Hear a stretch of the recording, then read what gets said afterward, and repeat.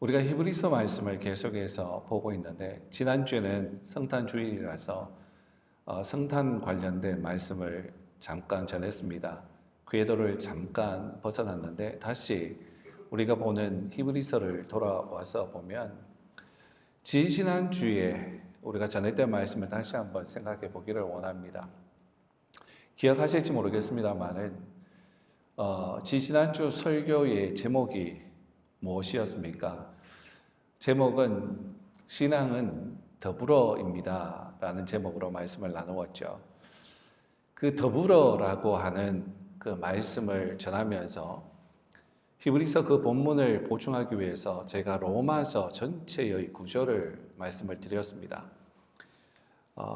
성경학자들이 이 로마서를 분석할 때 여러 방법으로 그리고 자신의 견해대로 나눌 수 있겠지만 제가 이해했던 그 로마서의 전체를 세 부분으로 여러분들에게 설명해 드렸습니다. 첫 번째는 1장에서 11장까지의 말씀이었죠. 그것은 복음이다. 복음을 말한다라고 말씀을 드렸었고 12장을 보면 그 복음이 이어지는데 무엇으로 이어지는가? 삶으로 이어진다. 복음은 삶으로 이어지게 되어 있다. 그것이 참 복음이다라고 말씀을 드렸고 그리고 13장에서 16장까지 그 삶은 공동체로 이어지는 것이다 라고 말씀을 드렸습니다. 즉 복음은 삶과 구별되지 않고 공동체 하나님의 나라를 세우는데 구별되지 않는 것입니다. 복음과 삶은 공동체는 함께 가는 것이죠. 그것을 함께 말씀을 나누었고 그 말씀을 이어서 오늘 우리가 읽은 히브리서 12장 18절에서 29절 말씀을 이어서 하나님이 원하시는 그 마음을 알기를 원합니다. 18절 그리고 19절 말씀을 보면 거기에 이렇게 기록되어져 있습니다. 너희는 만질 수 있고 불이 붙는 산과 침침함과 흑암과 폭풍과 나팔 소리와 말하는 소리가 있는 곳에 있는 것이 아니라 그런 소리가 있는 곳에 있는 곳이라는 말씀이 나오죠. 여러분 이곳이 어디입니까? 만질 수도 있고 불이 붙고 침침하고 흑암과 폭풍이 있고 나팔 소리가 있고 말하는 소리가 있는 그곳이 어디입니까? 그것은 출애굽기 19장에 나오는 시내산을 말하는 것입니다. 근데 이곳은 굉장히 두렵고 떨린 곳이다 라고 기록하고 있죠. 얼마나 두렵고 떨리는지 백성들이 하나님 앞에 나아가는 것을 두려워했습니다. 이러한 모습을 보면서 백성들이 너무나 두려워서 우리가 앞으로 나아가지 못한다. 모세에게 부탁합니다. 당신이 대신 나아가서 하나님의 말씀을 듣고 우리에게 이야기해 주십시오. 두려워서 나아가지 못하고 있는 모습을 보죠. 그런데 말씀을 보니까 심지어 모세도 두렵고 떨린다라고 했습니다. 엄청나게 두렵고 떨리는 장소인 것 같습니다. 그런데 19절을 자세히 읽어보면 뭐라고 말씀을 하십니까? 너희들은 이러한 곳에 뭐라고요? 이른 것이 아니다. 이른 곳에 이른 것이 아니다라고 말씀하십니다. 이런 두려운 곳에 도착한 것이 아니라 히브리서 기자가 히브리서를 써서 신약의 성도들에게 교회에 편지하죠. 이것을 듣고 있던 이 사람들 그리고 지금 듣고 있는 이 자리에 있는 우리들에게 하는 말씀인데 우리가 이런 두려운 곳에 도착한 것이 아니라 22절과 24절 이른 곳에 도착했다라고 말합니다. 그러나 너희가 이른 곳은 보세요. 어떤 곳입니까?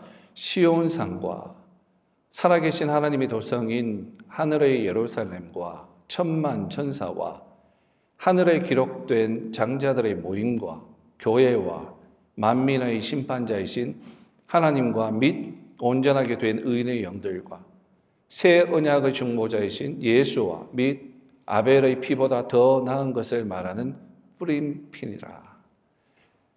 우리가 이른 곳이 어디인지 말씀해 주고 있죠. 우리가 이른 곳은 정말 두려운 곳이 아니라 바로 이러한 곳이다 라고 말해주고 있습니다. 하나씩 보면 첫 번째는 어디입니까? 시온산이죠. 시온산은 이스라엘 백성들의 예배 중심지였습니다. 시온산은 구약 전체를 통해서 하나님의 영광이 있는 곳입니다. 그래서 시편 9편 11절 말씀은 가지고 오지는 않았습니다. 그냥 말씀드릴게요. 들어보십시오. 이렇게 기록하고 있죠. 너희는 시온에 거하신 여호와를 찬송하며 그 행사를 백성 중에 선포할지어다 라고 말하고 있습니다. 시온산은 이런 곳이죠. 그리고 그 다음에 살아계신 하나님의 도성인 하늘의 예루살렘. 이 예루살렘을 이해하기 위해서는 요한계시록 말씀을 가지고 와야 합니다. 요한계시록 3장 12절 말씀과 21장 2절 말씀에 이렇게 기록하고 있는데 하늘로부터 내려올 저 하늘로부터 내려올 새 예루살렘을 말하는 것이다 라는 것입니다. 새 예루살렘. 우리는 이곳에서 후에 하나님과 함께 살면서 천만 천사와 함께 마음껏 하나님을 예배하죠. 그리고 그 다음에 하늘에 기록된 장자들의 모임. 장자들의 모임. 이 장자라는 것은 모든 성도들을 의미하죠. 우리는 하나님의 유업을 약속으로 받았기 때문에 우리는 모두 장자와 같은 하나님의 언약의 상속자들입니다. 왜냐하면 골로새서 1장 15절에서 유일하신 참장자를 소개하고 있는데 그분은 바로 예수 그리스도죠. 그 예수님을 통해서 그 예수님 안에서 우리는 그의 특권적 지위, 즉 장자, 장남의 지위에 참여한다라고 말하죠. 그리고 그 다음에 교회는 여러분 너무나 잘 아니까. 그리고 만민의 심판자이신 하나님. 그리고 그 다음에 온전하게 된 의인의 영들. 이 영들은 천사들을 말하는 것이 아니라 영적인 인간 존재를 가리킵니다. 왜냐하면 우리가 예수님의 죽으심으로 인해서 지금 온전하게 완전하게 되었기 때문이죠. 그리고 그 다음에 새 언약의 중보자. 새로운 언약의 중보자 누굽니까? 예수님이죠. 예수님께서 해마다 희생제물을 드리시지 않고 단번에 희생제사를 드리셨습니다. 그 다음 아벨의 피보다 더 나은 것을 말하는 뿌린피. 아벨의 피는 무엇을 말합니까? 복수의 피를 말해요. 신언을 부르짖고 있어요. 그것보다 더 나은 것, 예수님의 피는 평화와 소망을 가져다 주었습니다. 바로 우리가 이런 곳이 두렵고 떨리는 곳이 아니라 이러한 곳이다 라고 히브리서 기자가 우리에게 던져주고 있는 것이죠. 여러분, 히브리서 기자는 의도적으로 또다시 옛 언약과 새 언약을 대조시키고 있습니다. 지상의 신의 산과 천상의 신의 산을 대조시키고 있는 것이죠. 지상의 신의 산은 두렵습니다. 왜? 죄악된 인간이기 때문에 거룩한 하나님을 만날 수 없는 곳이기 때문이죠. 인간의 죄와 하나님의 거룩이 대조되는 공간입니다.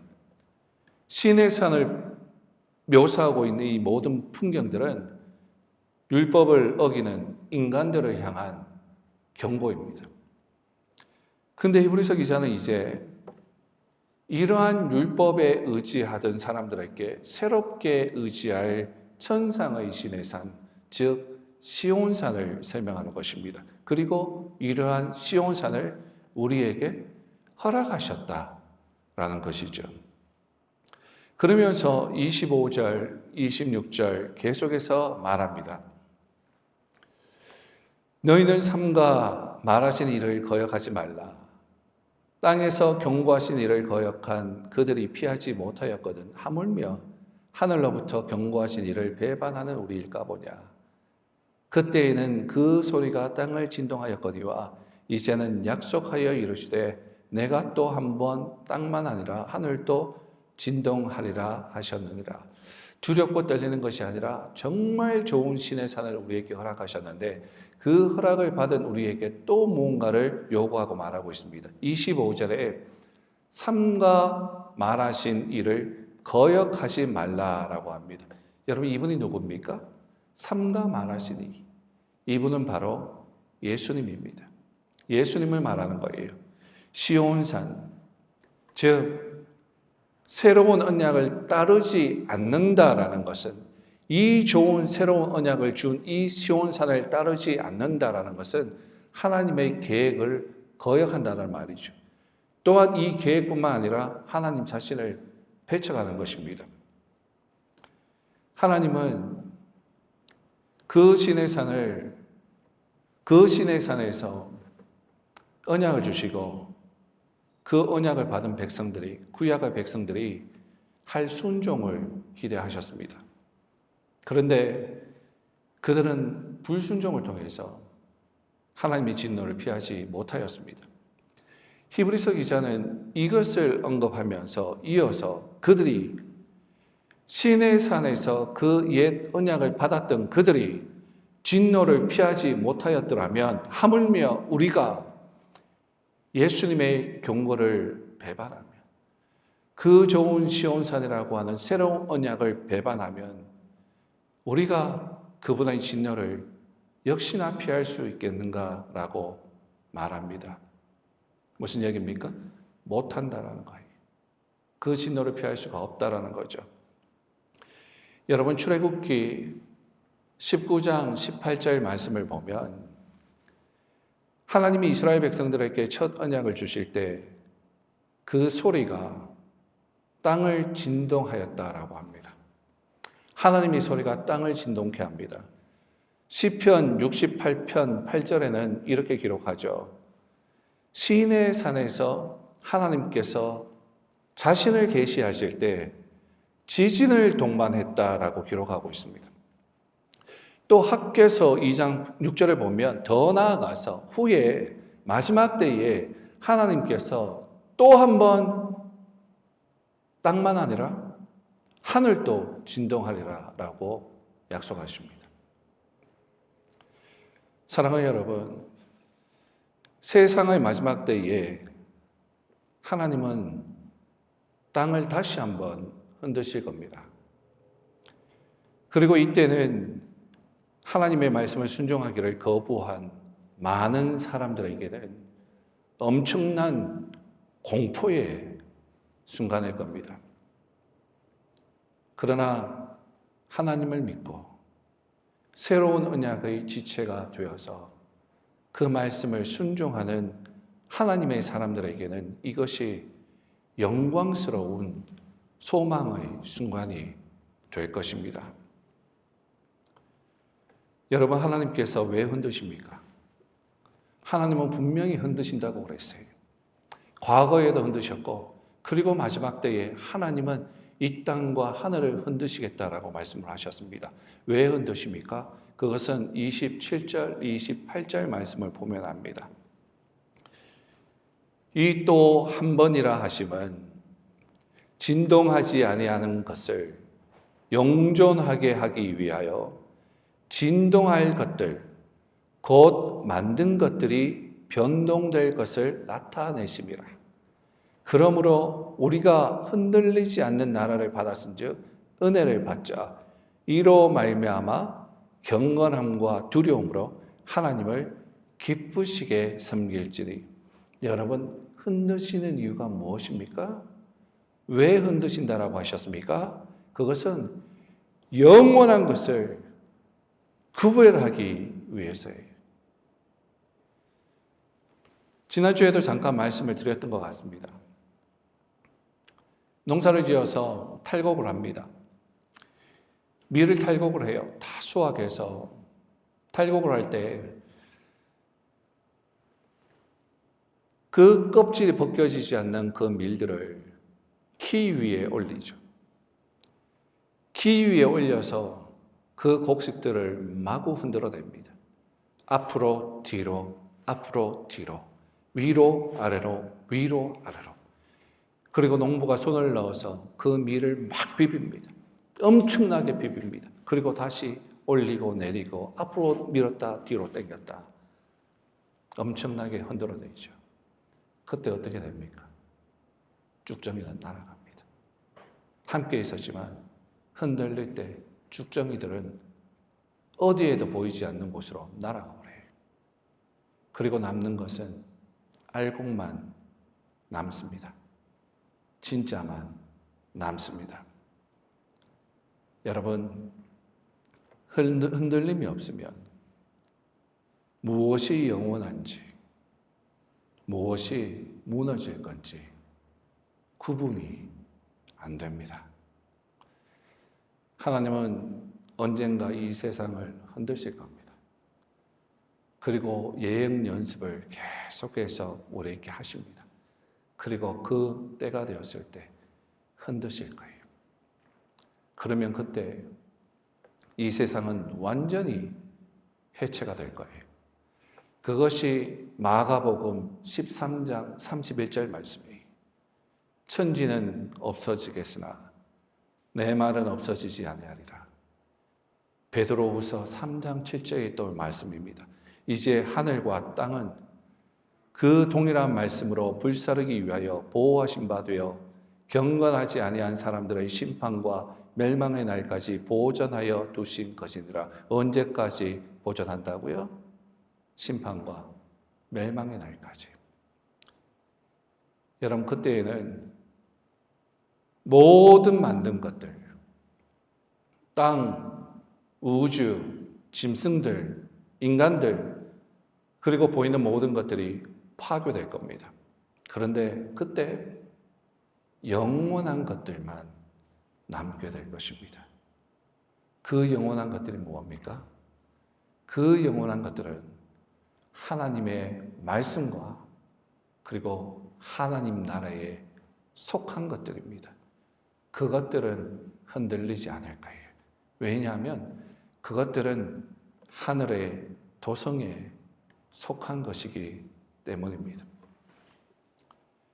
결국 세상은 망하고 하나님의 나라는 영원할 겁니다. 그리고 그리스도 예수를 따르는 자들은 이 흔들리지 않는 나라의 일부이고 흔들리고 변화되며 타버릴 것들을 이기게 될 것입니다. 사랑하는 여러분, 우리의 미래는 흔들릴 수 없는 반석 위에 세워져 있습니다. 허물어질 세상을 모래 위에 우리가 세운다면 그 마지막 때는 하염없이 속절없이 무너져 없어질 것입니다. 그러나 예수 그리스도 그 흔들리지 않는 그 반석 위에 코너스톤 그 예수님이 신 모퉁이 돌 위에 세워진 사람들은 결코 흔들리지 않을 것이고 날아가지 않을 것이고 그 위에 알곡으로 남아 있을 것입니다. 사랑하는 여러분, 흔들릴 것들을 신뢰하지 말고 그리스도와 그분의 흔들리지 않는 그분의 나라에 여러분들의 삶을 세워가십시오. 건설하십시오. 그리하여서 오늘 본문 28절처럼 경건함과 두려움으로 하나님을 기쁘시게 섬기기를 바랍니다. 하나님은 이 세상의 헛된 것들을 하나님께 순종하기를 거부하는 자들을 소멸하시는 분이세요. 교회에도 섞여 있습니다. 하나님 사람처럼 보이지만 섞여 있어요. 마지막 때에 흔들면 하나님께 속하지 않은 자들은 다 날아가고 없을 거예요. 마지막 그 흔들 때 남아있는 저와 여러분들 꼭 되시기를 예수님의 이름으로 축원합니다. 여러분, 순종이 무엇일까요? 순종하기를 거부하는 자들은 없어질 것인데 그렇다면 순종이라는 것이 무엇일까요? 순종을 설명하기 위해서 성령의 내주와 성령의 역사하심을 생각해 보아야 합니다. 참 많은 성도들이 순종을 하지 않아요. 순종하는 것처럼 보이지만 순종하지 않습니다. 입으로 예수를 고백하지만 그 고백은 거짓입니다. 참 많은 사람들이 순종을 얘기하지만 순종하지 않아요. 교회 안에서는 그래도 그럴듯하게 옷을 입고 그럴듯하게 말을 해서 모두가 순종하는 사람처럼 보입니다. 근데 제가 택시를 운전해서 수많은 사람들을 만나보면 교회를 다닌다, 예수님을 믿는다라고 하는 사람들과 대화해 보면 또 수많은 한국 학생들과 한국 사람들과 교회를 다니는 사람들과 이야기를 해보면 그 속에 예수님이 없는 것을 발견합니다. 똑같이 세상 사람들과 세상의 가치를 추구하며 살아가는 그들의 모습을 봅니다. 종교와 예수님은 그저 그들의 멋진 삶을 서포트해 줄 어떤 액세서리에 불과하구나라는 것을 느낍니다. 며칠 전에도 손님을 태워서 운행했는데 역시나 안타까운 마음을 가질 수밖에 없었어요. 참 많은 사람들이 순종하지 않아요. 그러면서 나는 구원받았네 하면서 겁없이, 참 겁없이 살아갑니다. 여러분, 성령의 내주와 성령의 역사하심이 같습니까? 성령의 내주하심과 성령의 역사하심은 다릅니다. 성령은 그리스도인 모두에게 내주하십니다. 그러나 누구나 하나님의 역사를 드러내는 삶을 사는 것은 아닙니다. 하나님의 역사는 말씀을 순종할 때 일어납니다. 우리는 그것을 순종이라고 이야기합니다. 요한복음 2장 9절을 보면, 2장 전체를 말씀을 보면 이런 내용이 나오죠. 가나 혼인잔치 이야기입니다. 여러분들이 너무나 잘 아는 내용이죠. 포도주가 떨어졌어요. 그래서 예수님의 어머니 마리아가 예수님에게 포도주가 다 떨어졌다라고 얘기를 하죠. 그래서 예수님께서 중간은 생략하고 결론을 말씀드리면 돌 항아리 6개에 물을 갖다 부어라 라고 하인들에게 얘기를 합니다. 하인들은 물을 붓습니다. 그리고 포도주로 변하죠. 그리고 포도주를 사람들께 나누어줬을 때 사람들은 알지 못하고 너무나 비싼 것 같은 가치 있는 포도주다라고 얘기하면서 기뻐하면서 마시죠. 근데 여러분, 누가 물이 포도주가 변한 것을 압니까? 순종한 종만, 순종했던 그 종들만 그 비밀을 압니다. 누구만 알더라고요? 2장 9절에 보면 물떠온 하인만 알더라. 아무도 몰라요. 물떠온 하인들만.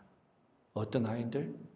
순종하였던 물떠온 하인들. 사랑하는 여러분, 우리의 삶 속에 정말 역사가 일어나야 하는데 그 역사, 그 일어난 역사는 하나님과 나의 스토리로 바뀝니다. 사랑하는 여러분, 얼마나 나의 삶에 그러한 스토리를 만들어가고 있습니까? 참 많은 성경의 번역을 가지고, 번역본을 가지고 우리가 수없이 읽어가고 있지만 그 읽은 말씀에 내 삶 가운데 하나님의 역사가 일어나고 있습니까? 그 읽은 말씀은, 그 복음은 삶으로 이어질 때 하나님과 나와의 역사의 스토리가 만들어지는 거예요. 그리고 그 스토리는 하나님의 공동체를, 하나님의 나라를 세웁니다. 다시 한번 도전합니다. 참 많은 설교를 듣고 말씀을 읽고 나는 하루에 몇 장씩 읽래라고 얘기하지만 그러한 과정 가운데 하나님과 나와의 스토리가 만들어지고 있습니까? 이 스토리가 만들어지지 않을 때 우리의 신앙은 절대로 자라지 않습니다. 이 스토리가 없으면 바리새인이 됩니다. 교만한 자가 됩니다. 판단자가 됩니다. 그러나 역사가 일어나면 하나님과 나의 스토리가 생기고 나의 신앙은 자라기 시작합니다. 순종의 은혜는 하나님을 더욱 알아가는 것입니다. 더욱 하나님을 알고 힘써 하나님을 알고 하늘의 도성에 속한 시온성에 속한 진정한 하나님의 백성들 되시기를 바랍니다. 히브리서 오늘 이 본문 말씀에 말씀하시고자 하는 그 하나님의 말씀, 그 시온성에 속한 내가 찾는 그 시온성에 속한 그 백성이 바로 말씀을 전하는 저와 지금 듣고 있는 여러분들 모두가 될 수 있기를 예수님의 이름으로 소원하며 소망하며 선포합니다. 기도하겠습니다.